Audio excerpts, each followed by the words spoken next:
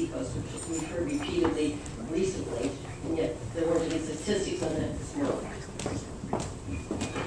New businesses coming into the area.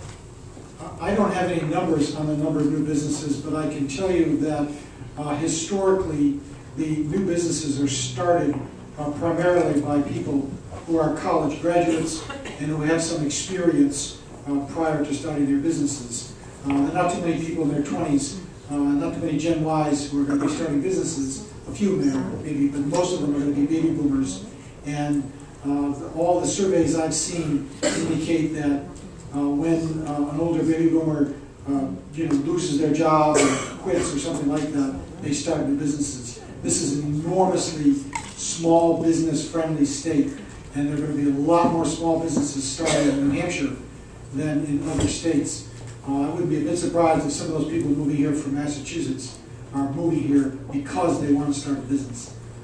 So I don't have any specific data, but I can tell you that it looks pretty positive to me going forward in terms of the number of small businesses that will then, of course, hire people.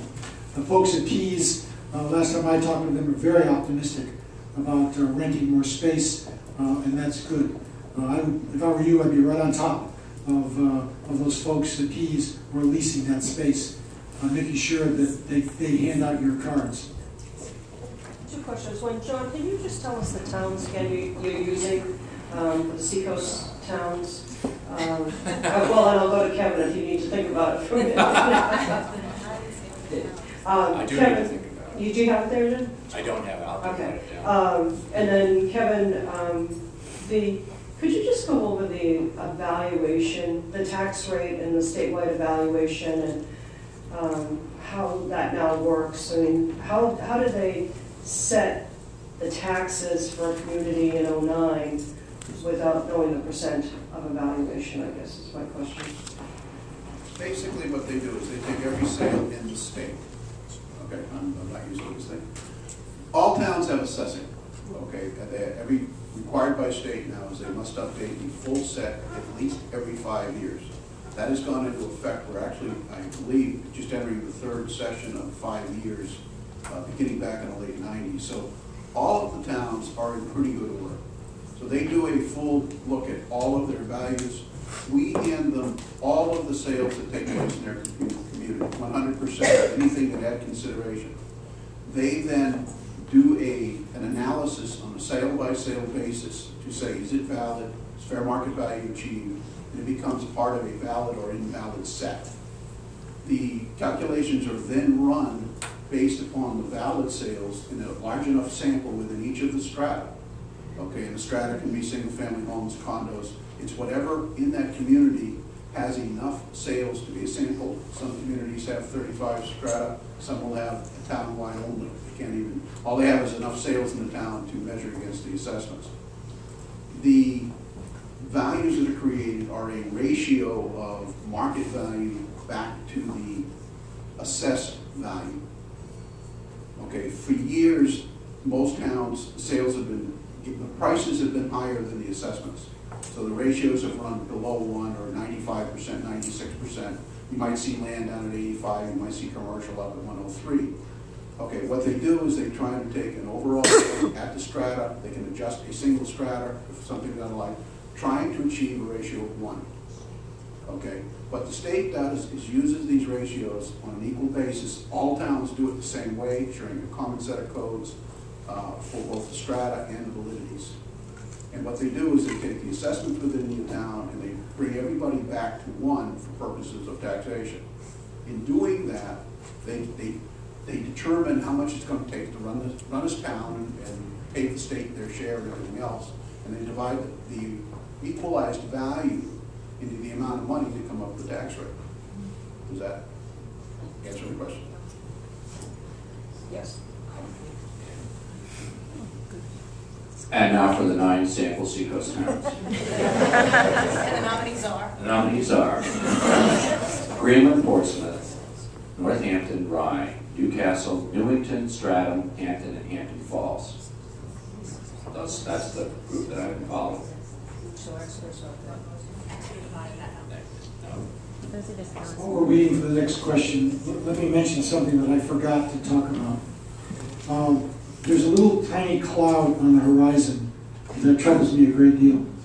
And I don't know how you all feel about this little cloud, but to me that cloud is really important, because if it gets bigger, and it's going to cause a serious problem, I believe, in the future of our state, and that's the push to bring in expanded gambling and casinos. If that happens, I can promise you unequivocally it will be a disaster. Peter, you had cited statistics for Portsmouth with increasing value, I think. How does that jive with, I think it's Fannie Mae or Freddie Mac guidelines that mortgage companies use to have a statement as declining values, that is, Portsmouth is in a declining market. Do you know how that reconciles with your statistic? Well, that's for a very rough, just MLS data.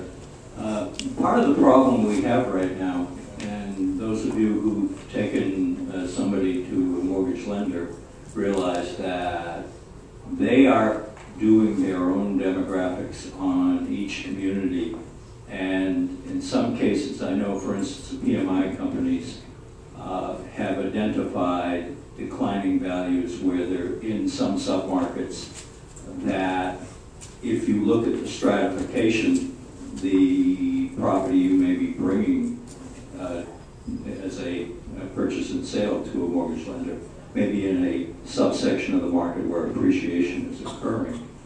If there is declining value identified, they reduce the LTV by 5%, which disqualifies a certain percentage of the buying public.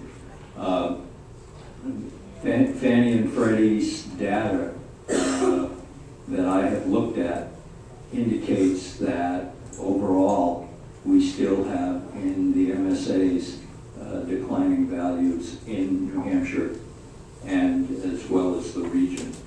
But again, they don't stratify it the way it probably should be from your standpoint. So you may have a property that clearly appreciated over because of the tax credit or whatever reason, because of just lack of competing properties. And they're going to apply a more general factor to it, and it presents a firewall. So, Peter, wouldn't that mean that the MSA for the Portsmouth area is Portsmouth, Rochester? Portsmouth, Dover, Rochester.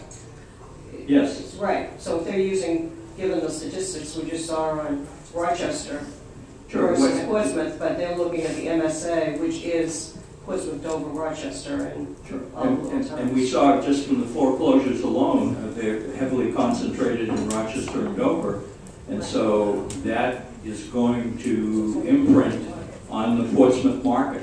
Right.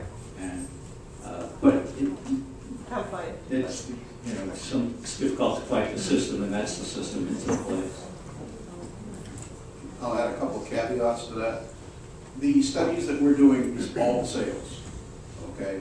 What I'm watching is each year the towns do this, the state has on the books and anyone can access it, it's public information. You can look at the various ratios for any single individual town.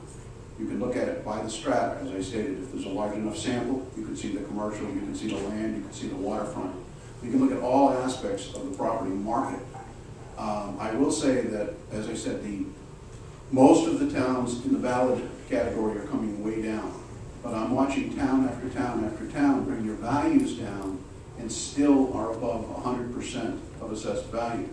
I can see towns that have made upwards of an 8 or 9% decrease in value and still higher than market value on the taxes. Okay, so if you needed information on it, you can get it. It's very interesting to look at a community. In your case, you'd be better to look at 4, 5, or 10 together, because every town has more parcels than the next. They have more sales in different areas. So you want to try to keep a little bit broader picture. Again, sales are local, but statistics